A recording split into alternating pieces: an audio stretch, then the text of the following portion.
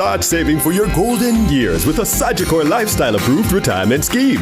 The time by Sagicor Life is 7 o'clock.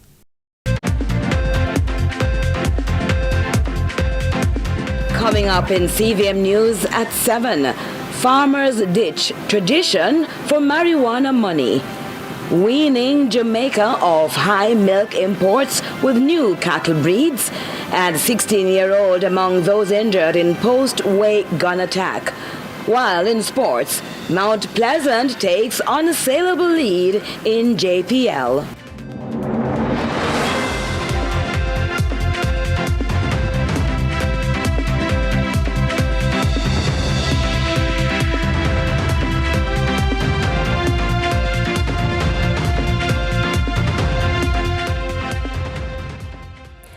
From Kingston, Jamaica, this is CVM News at 7. It's Easter Monday, April 1, 2024.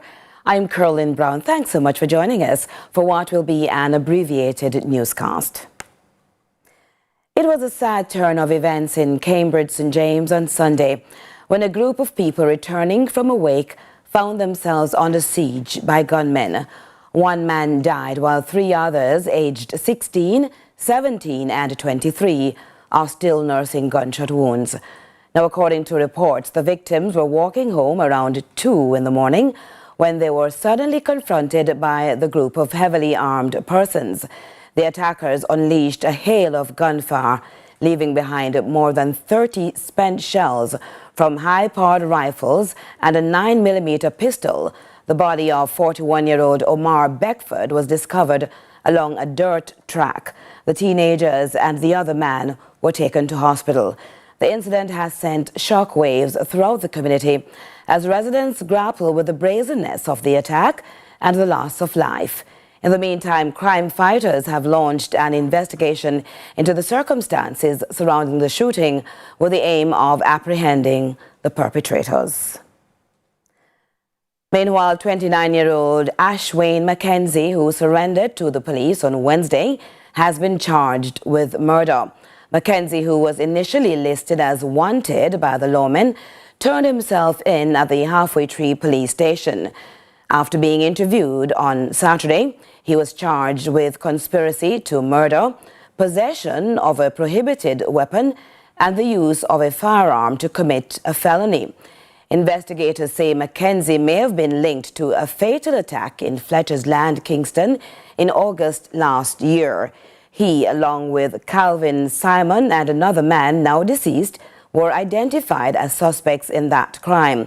The police are now urging Simon to also turn himself in. The St. Andrew North Police uncovered a weapon in a rather unusual place on Sunday. During an early morning property raid in Lawrence Tavern, the team found a music box with a secret compartment. Now, following further inspection, the officers discovered a 9mm Ruger .40 pistol, along with a magazine loaded with 3.4 rounds of ammunition. No one was arrested in connection with the find. However, the police say investigations have started. Some other news now. President of the Jamaica Teachers Association, the JTA, Leighton Johnson, sought to inspire its members to redouble their efforts in raising the standards of education in Jamaica during Sunday's National Church Service to mark the JTA's 60th anniversary. Now, the service of Thanksgiving was held at the Mandeville Parish Church in Manchester. As we embark on the next phase of our journey, let us reaffirm our unwavering commitment to the ideals and values that have guided this institution, this movement, the Jamaica Teachers Association, to this point. Let us continue to stand united in our mission to empower, inspire, uplift, and mold the minds and hearts of the students entrusted in our care, empowering our teachers, our members, to do the best they can. Now, also symbolic to this period of commemorating its 60th anniversary celebrations, the Teachers Association has relaunched its website, the significance of which was described by Secretary General Mark Nicely as pivotal for the JTA's future relevance. The launch of the new website signifies a pivotal step forward in our journey towards digital transformation. By embracing innovative technology, we aim to streamline processes, improve communication, and enhance accessibility for our members.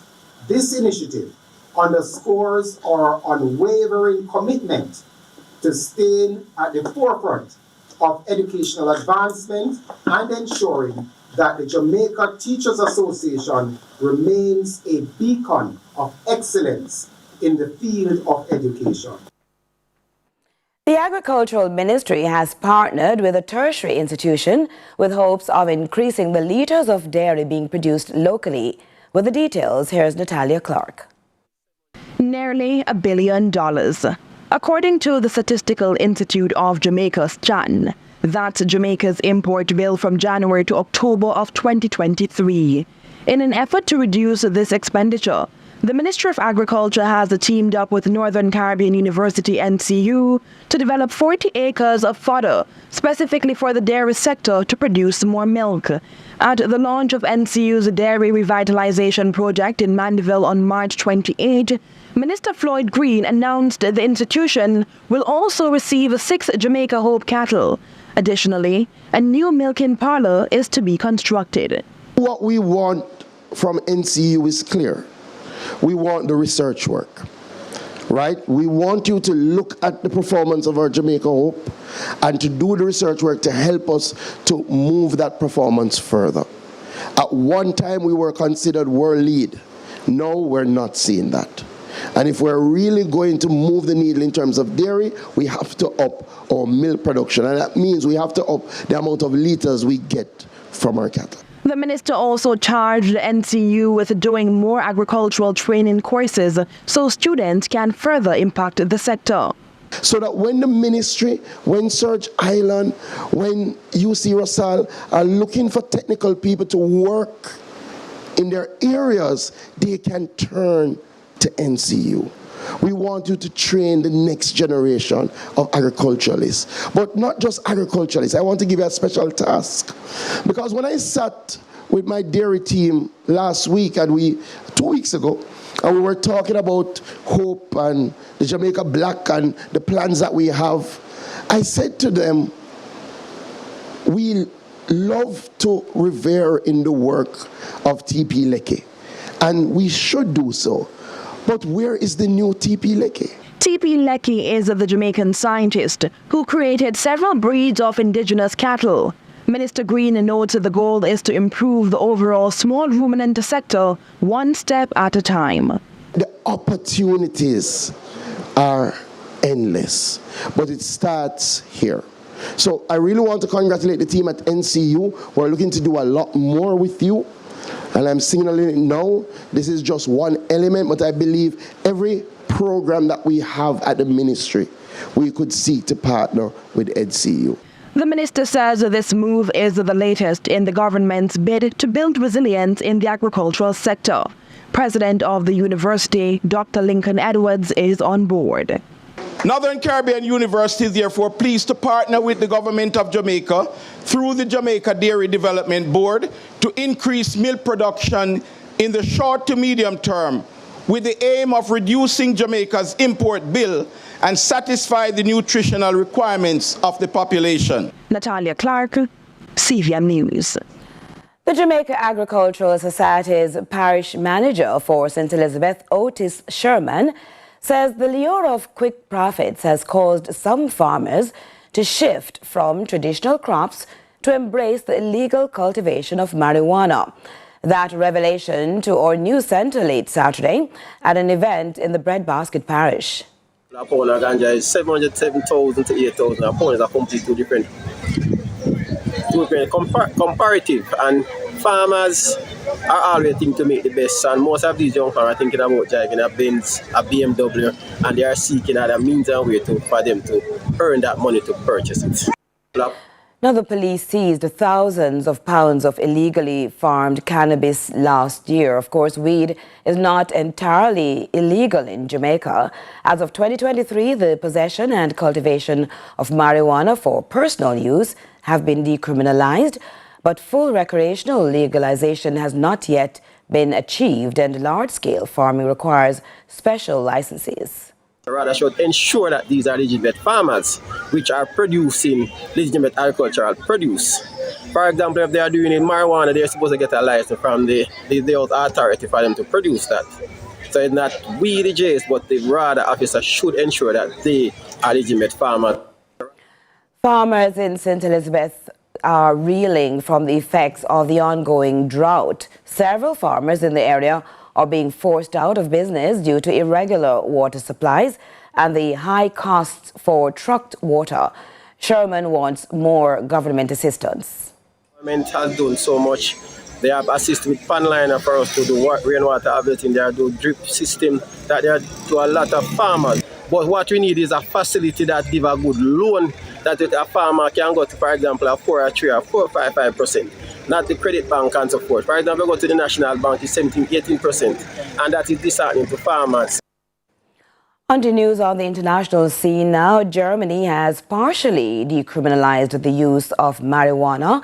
Under the new rules, which came into force today, April 1, persons over 18 can possess up to 25 grams of cannabis in public, and adults can grow up to 3 plants per household. But people will not be allowed to smoke cannabis within sight of schools, sports centres or in pedestrian zones between 7 a.m. and 8 p.m. Supporters of the law change say it will help kill the black market and improve quality control, while police unions are warning of real-world harm. We get more from the BBC. Hundreds of people filled Berlin's Brandenburg Gate at midnight for a smoke-in as the new law came into effect. The part decriminalisation follows decades of contentious debate in Germany. The rules around medical marijuana are also being relaxed. Our Berlin correspondent Jessica Parker reports now from the city of Dresden. It's out in the open. Adults in Germany can now possess up to 25 grams of cannabis in public, enough to make dozens of joints, and grow up to 3 plants at home. To deal with it, and that's... While people like Marcel are planning newly permitted cannabis social clubs, not for tourists though, just German residents. Every gram from cannabis, which goes from the Cannabis Social Club, is 1 gram that's not on the black market. What do you say to people who say, look, cannabis is addictive and it is harmful, especially to young people? Everything have dark sides, and you have to know about the dark sides, and only when it's not illegal you can free talk about these dark sides. But these cannabis clubs in cities like Dresden won't pop up overnight and come with their own rules, exacerbating fears that demand will quickly outstrip legal supply. We assume that the black market will be strengthened, particularly at the beginning in the chaos phase, when demand will be great because of the signal this law sends. The black market and criminal networks will adapt, and they will also infiltrate the social clubs. Into the highly secure halls of a medical cannabis grower, who are also seeing some deregulation. Cannabis will not be a narcotic anymore in Germany. It will be just as any other pharmaceutical product, which makes it much more easier for patients to get it from a doctor and to get it from the pharmacy. And that's it for news, but please stay with us as CVM News at 7 continues with sports in a moment. Angelique, standing by.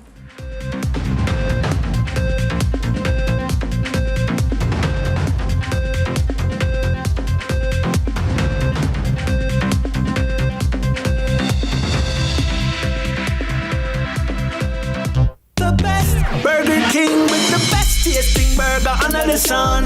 You deserve the best. You are number one. Best. Flame grill juicy whopper, cause you deserve it. Yeah, next level, awesome, that's how we serve it. Mama menu done your way, got the taste rules every day.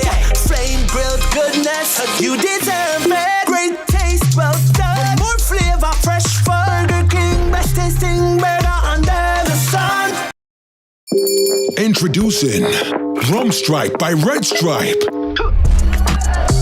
White rum, real fruit flavor with a refreshingly great taste. A rum mixed drink like you've never had it before. Turn it up. It's a party in a can. Rum Stripe, taste the Rumvolution. Codes ready, yeah, big money, move. Take a loan, enter to win money, move. Win cash, win a bike or a smart TV. Could even win a brand new car. Take a ready cash loan of $80,000 or more between February 19 and April 18, and you'll be automatically entered for a chance to win cash, a TCL Smart TV, AKT bike, or a 2024 Honda Creta. Big money, move. Authorized under Section 58(3) of the Betting, Gaming and Lotteries Act. Codes ready cash, ready when you are. Big money, move. Conditions apply. We want a piece for Jamaica. Yeah. Yo, what are you? Oh man, none of that. No, brother, no, man. You see you ever play ref? No game, no play. Yeah, but a ball game. No, I said, place when you come from, brother, I want to live good, man. I want to live good, bredgin. No shake hand, I can play a little ball, bredgin. Really have to shake hand? Yeah, man, and no badness, bredgin. Just live good, man. That's it. Come together and make the violence done.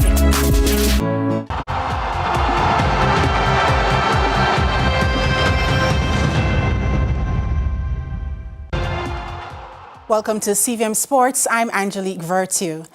Jamaica maintained their dominance at the 51st Carifta Games with a record-extending 37th hold on the title.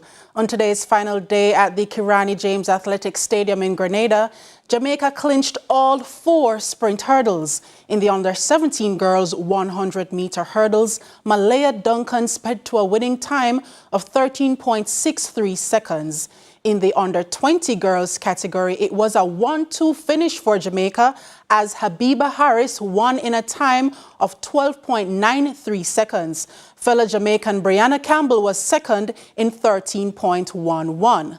Michael Dwyer won the boys under-17 110-meter hurdles in 13.81, while in the boys under-20 final, Shaquane Gordon secured gold in an impressive 13.15 seconds. Reigning champions Mount Pleasant secured a 1-0 win over Humble Lion at the Effortville Community Centre in action from the Ray and Neville Jamaica Premier League on Sunday. The win means Mount Pleasant currently have an unassailable 56 points with 1 round remaining in the regular season. Former Harbourview striker Okasa Chung came off the bench to secure all 3 points for the visitors. He's going to take this one. Gets it inside, heads towards goal, and it goes into the back of the net. Okwasa Chong on the end of that one. Mount Pleasant takes the lead in the dying moments here at the Effortville Community Centre. Okwasa Chong, the substitute. On the score sheet, back-to-back weeks, and it's Mount Pleasant 1, Humble Lion 0. Coach Whitmore, your assessment. I think today it was a lackluster performance, but overall it was 3 points. I think we lack energy this evening, we lack intensity, and I don't know if it's because of the opponent. Again, but it's 3 points and clean sheet.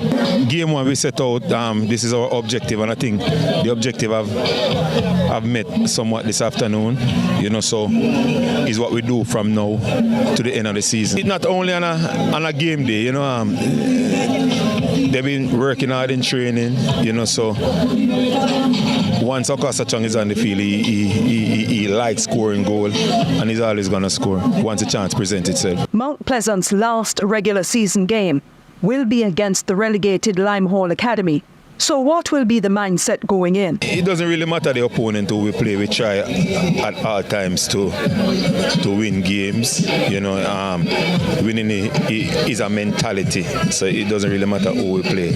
And the last game is no different. Angela Melville, CVM Sports. As part of Mount Pleasant Football Academy's social outreach program, members made sure that Jacob's Ladder was not omitted from Easter celebrations.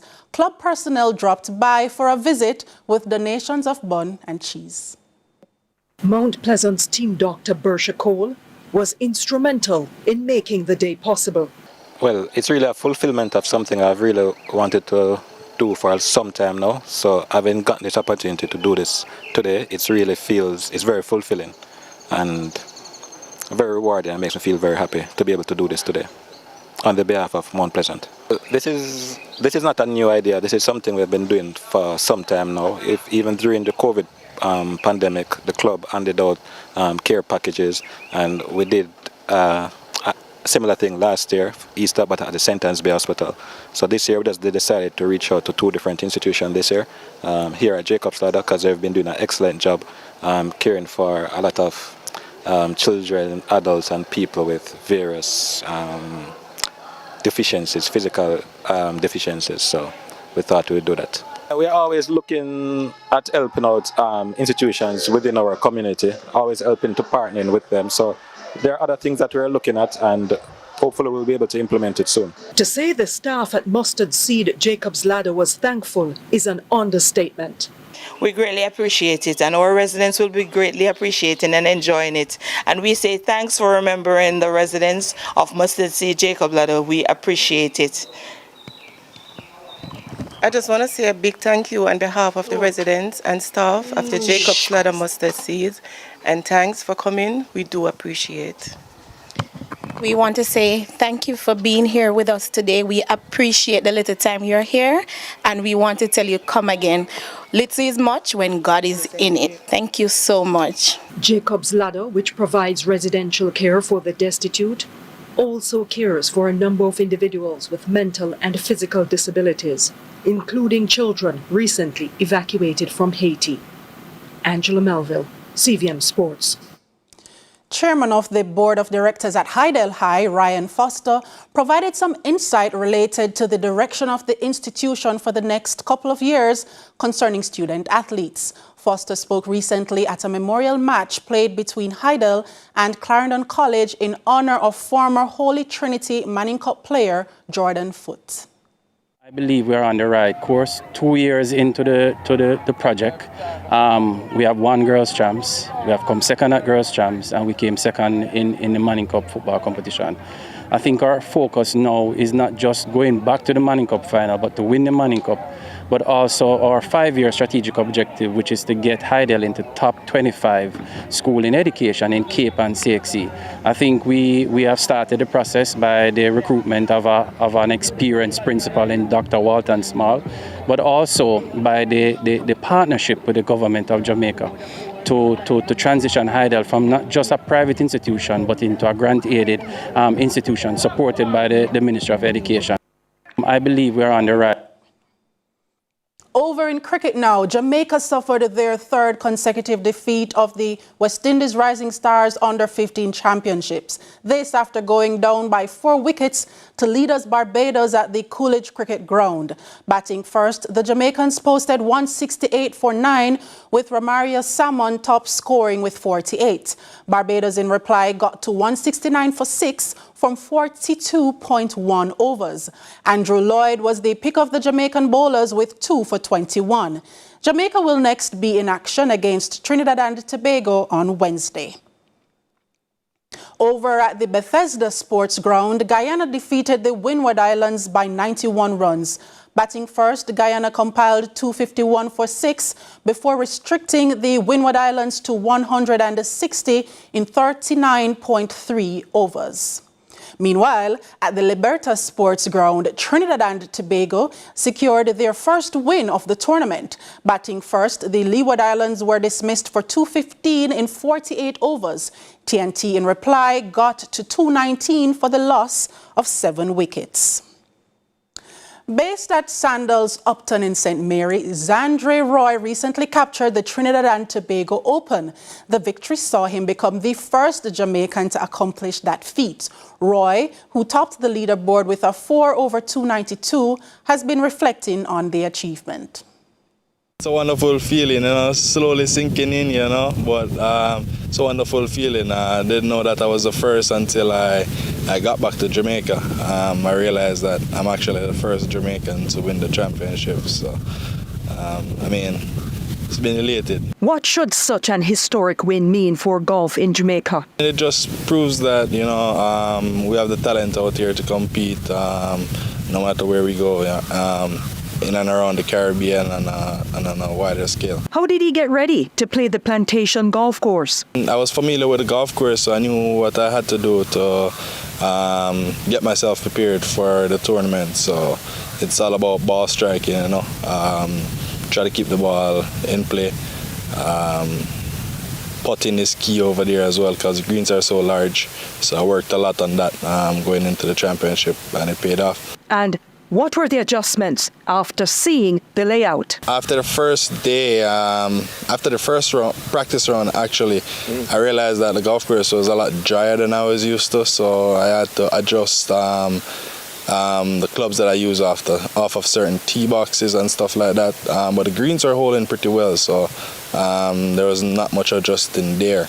They're a little bit slower than I would liked, but it worked out all right. Where will he tee it up next? My goal for the end of summer was to get myself in the top 500 in the world ranking.